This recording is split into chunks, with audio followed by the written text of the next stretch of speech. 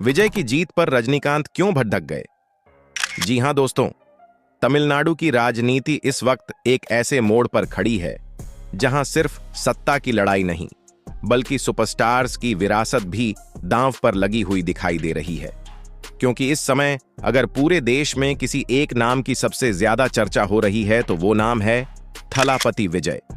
जी हां, सिर्फ तमिलनाडु ही नहीं बल्कि दिल्ली, मुंबई, हैदराबाद और सोशल मीडिया के हर प्लेटफॉर्म पर विजय का नाम लगातार ट्रेंड कर रहा है। लेकिन हैरानी की बात यह है कि विजय की बढ़ती लोकप्रियता के बीच एक और नाम अचानक सुर्खियों में आ गया और वो नाम है सुपरस्टार रजनीकांत। सोशल मीडिया पर लोग लगातार सवाल पूछ रहे हैं, आखिर विजय की इतनी बड़ी राजनीतिक सफलता के बाद रजनीकांत चुप क्यों हैं? क्या उन्हें विजय की लोकप्रियता से परेशानी है? क्या उन्हें इस बात का अफसोस है कि जो मुकाम वो राजनीति में हासिल नहीं कर पाए वहां आज विजय पहुंचते नजर आ रहे हैं? और बस यहीं से शुरू हुई तमिलनाडु की सबसे बड़ी राजनीतिक बहस। एक तरफ हैं थलापति विजय, जिन्हें लोग तमिलनाडु का नया राजनीतिक चेहरा बता रहे हैं, और दूसरी तरफ हैं रजनीकांत, जिन्हें कभी लोग भविष्य का मुख्यमंत्री मानते थे।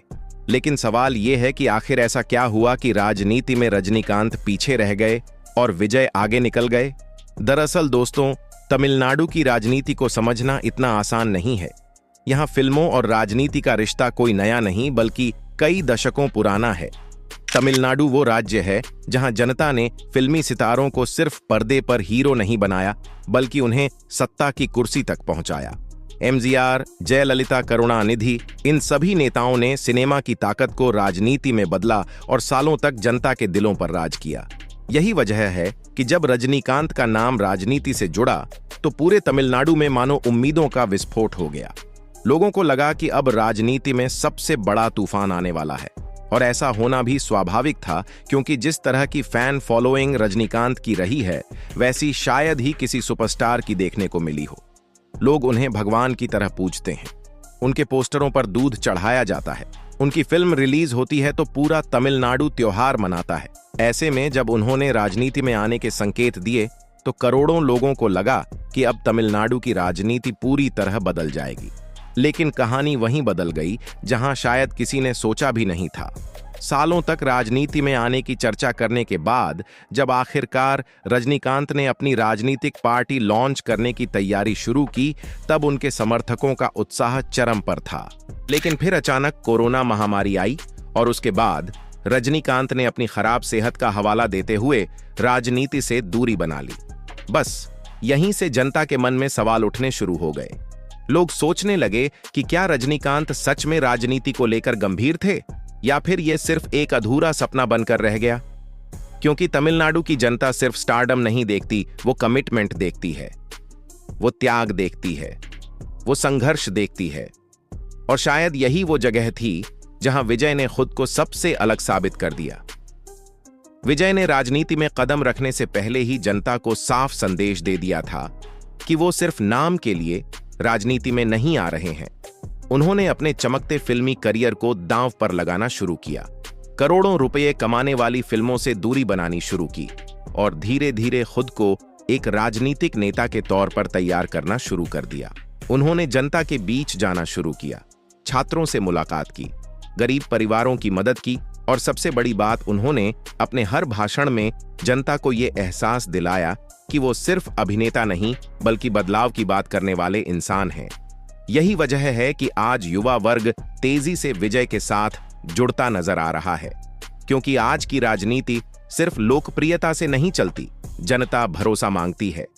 उसे ऐसा नेता चाहिए जो मुश्किल वक्त में मैदान छोड़कर भागे नहीं। और शायद यही वो चीज है जिसने विजय को बाकी सुपरस्टार्स से अलग बना दिया। अब सबसे बड़ा सवाल ये उठता है कि क्या विजय सच में तमिलनाडु की राजनीति का भविष्य बनने जा रहे हैं? राजनीतिक विशेषज्ञों की माने तो विजय ने बहुत सोच समझकर अपनी रणनीति तैयार की है। उन्होंने सीधे किसी बड़े नेता पर हमला करने की बजाय जनता के मुद्दों को उठाना शुरू किया। युवाओं की बेरोजगारी, शिक्षा व्यवस्था, भ्रष्टाचार, इन मुद्दों पर विजय लगातार अपनी बात रखते दिखाई दिए। यही कारण है कि धीरे धीरे उनका राजनीतिक प्रभाव बढ़ने लगा।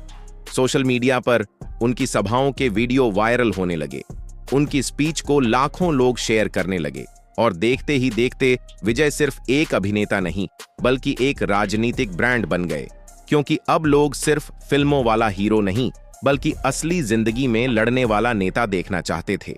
विजय ने अपने फैन क्लब्स को सिर्फ पोस्टर और बैनर लगाने तक सीमित नहीं रखा, बल्कि उन्हें बूथ लेवल तक एक मजबूत नेटवर्क में बदल दिया।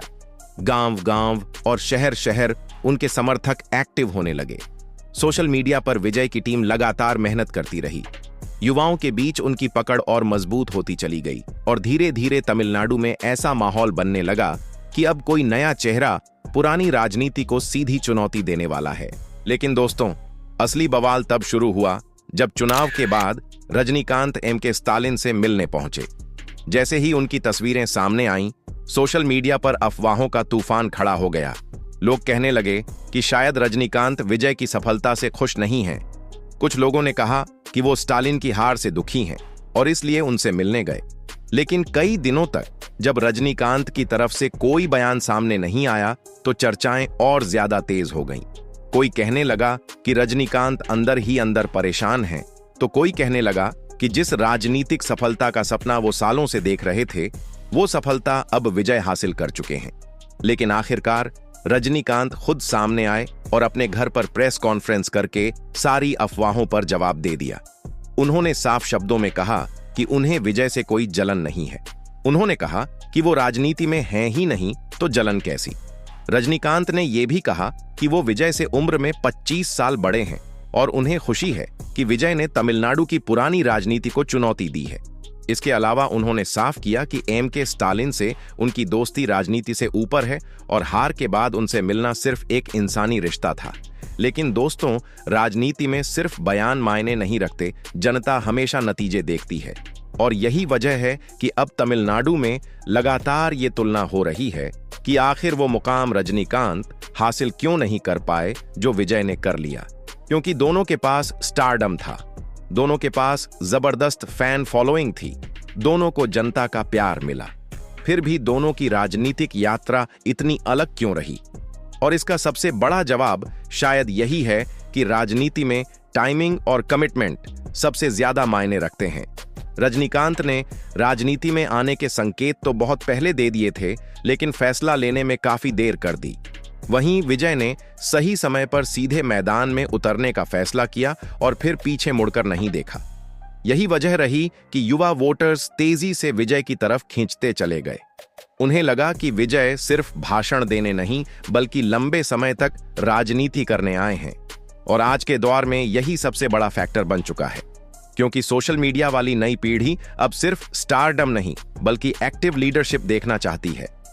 तमिलनाडु में युवाओं का असर कितना बड़ा है, इसका अंदाजा इसी बात से लगाया जा सकता है कि वहां बड़ी संख्या में ऐसे वोटर्स हैं जिनकी उम्र 18 से 39 साल के बीच है। विजय ने सबसे ज्यादा फोकस इसी वर्ग पर किया। उन्होंने सोशल मीडिया को हथियार बनाया। इंस्टाग्राम, ट्विटर और यूट्यूब जैसे प्लेटफॉर्म्स पर उनकी मौजूदगी लगातार बढ़ती गई। उनके भाषण वायरल होने लगे, उनकी रैलियों में भारी भीड़ दिखाई देने लगी और धीरे धीरे विजय की इमेज सिर्फ सुपरस्टार वाली नहीं बल्कि नई पीढ़ी के नेता वाली बनने लगी। दूसरी तरफ रजनीकांत की छवि एक ऐसे सुपरस्टार की बन गई जो राजनीति में पूरी तरह उतरने से पहले ही पीछे हट गए। और राजनीति में जनता सबसे ज्यादा इसी बात को याद रखती है, क्योंकि यहां लोग सिर्फ सपने नहीं बल्कि संघर्ष भी देखना चाहते हैं। जनता को ऐसा नेता चाहिए जो मुश्किल हालात में भी मैदान में डटा रहे। और फिलहाल विजय ने यही छवि बनाने में सफलता हासिल की है। इसके साथ साथ विजय ने एक और बहुत बड़ा काम किया जो शायद उनकी सबसे बड़ी ताकत बन गया। उन्होंने अपने फैन क्लब्स को राजनीतिक संगठन में बदल दिया। तमिलनाडु में फिल्मी फैन क्लब्स का कल्चर बहुत पुराना है, लेकिन विजय ने इसे सिर्फ फिल्म प्रमोशन तक सीमित नहीं रखा। उनके समर्थकों ने बूथ स्तर तक काम करना शुरू कर दिया, लोगों के घरों तक पहुंच बनाई, गांवों में कैंप लगाए, युवाओं को जोड़ा और धीरे धीरे यही नेटवर्क चुनावी ताकत में बदल गया।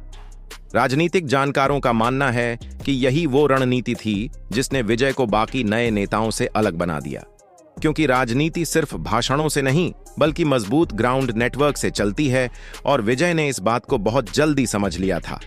यही वजह है कि उनकी पार्टी अचानक तमिलनाडु की बड़ी ताकत बनकर उभरी और पुराने राजनीतिक दलों के लिए खतरा बन गई। अब सबसे बड़ा सवाल यही है कि क्या विजय आने वाले समय में एमजीआर और जयललिता जैसी पहचान बना पाएंगे? क्योंकि तमिलनाडु में जनता सिर्फ एक बार मौका देकर हमेशा के लिए किसी को स्वीकार नहीं कर लेती। यहां लंबे समय तक टिके रहने के लिए लगातार मेहनत करनी पड़ती है, जनता की उम्मीदों पर खरा उतरना पड़ता है और प्रशासन भी संभालना पड़ता है। विजय के सामने भी अब यही सबसे बड़ी चुनौती है, क्योंकि चुनाव जीतना अलग बात है, लेकिन सत्ता संभालना बिल्कुल अलग खेल है। अब जनता उनसे रोजगार की उम्मीद करेगी, विकास की उम्मीद करेगी, बेहतर फैसलों की उम्मीद करेगी, और अगर कहीं भी बड़ी गलती हुई तो विपक्ष उन्हें घेरने में बिल्कुल देर नहीं लगाएगा। यही वजह है कि कई राजनीतिक एक्सपर्ट्स मानते हैं कि विजय की असली परीक्षा अब शुरू हुई है। लेकिन फिलहाल इतना जरूर तय है कि तमिलनाडु की राजनीति में एक नए दौर की शुरुआत हो चुकी है। कई दशकों बाद ऐसा हुआ है जब किसी नए चेहरे ने इतनी बड़ी राजनीतिक हलचल पैदा कर दी हो, और इस पूरे बदलाव ने एक बार फिर साबित कर दिया कि तमिलनाडु में फिल्मों और राजनीति का रिश्ता आज भी उतना ही मजबूत है जितना पहले था। फर्क सिर्फ इतना है कि अब जनता सिर्फ सुपरस्टार नहीं, बल्कि एक्टिव और फुल टाइम नेता चाहती है, और शायद यही वजह है कि आज विजय को लेकर लोगों में इतनी ज्यादा उम्मीदें दिखाई दे रही हैं। वहीं दूसरी तरफ रजनीकांत को लेकर लोगों के मन में एक सवाल हमेशा रहेगा कि अगर वो सही समय पर राजनीति में उतर जाते तो क्या आज तस्वीर कुछ और होती? क्या आज तमिलनाडु में विजय की जगह रजनीकांत मुख्यमंत्री होते? शायद इस सवाल का जवाब कभी किसी को न मिले, लेकिन इतना जरूर है कि तुलना अब हमेशा होती रहेगी।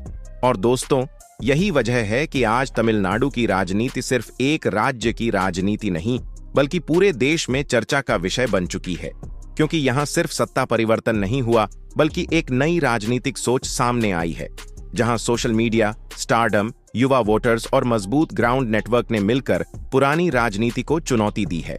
और इसी वजह से आज हर कोई विजय को सिर्फ एक सुपरस्टार नहीं, बल्कि भविष्य के बड़े नेता के तौर पर देखने लगा है। लेकिन राजनीति का रास्ता कभी आसान नहीं होता। यहाँ जनता जितनी तेजी से सिर पर बैठाती है, उतनी ही तेजी से नीचे भी उतार देती है। इसलिए आने वाले साल तय करेंगे कि विजय सिर्फ एक बड़ी लहर है या सच में तमिलनाडु की राजनीति का नया इतिहास बनने वाले हैं। अब सबसे बड़ा सवाल आपसे, क्या आपको लगता है कि विजय आने वाले समय में सच में तमिलनाडु के अगले एमजीआर बन पाएंगे, या फिर राजनीति की असली चुनौतियों के सामने उनकी चमक धीरे धीरे फीकी पड़ जाएगी? अपनी राय हमें कमेंट करके जरूर बताइए। अगर आपको हमारा यह वीडियो पसंद आया हो तो इसे लाइक और शेयर जरूर करें, और चैनल को सब्सक्राइब करना बिल्कुल मत भूलिए। हम आपके लिए ऐसी ही बड़ी और दिलचस्प खबरें लगातार लेकर आते रहेंगे। दोस्तों, उम्मीद है कि आपको वीडियो पसंद आई होगी। अगर वीडियो पसंद आई हो तो हमारे वीडियो को लाइक करना ना भूलें। अगर ऐसे ही रोचक जानकारी और रोचक न्यूज़ देखना चाहते हैं तो हमारे साथ हमेशा जुड़े रहें। मिलते हैं एक और न्यू वीडियो में। जब तक अपना ख्याल रखें और अपने परिवार का ख्याल रखें। धन्यवाद।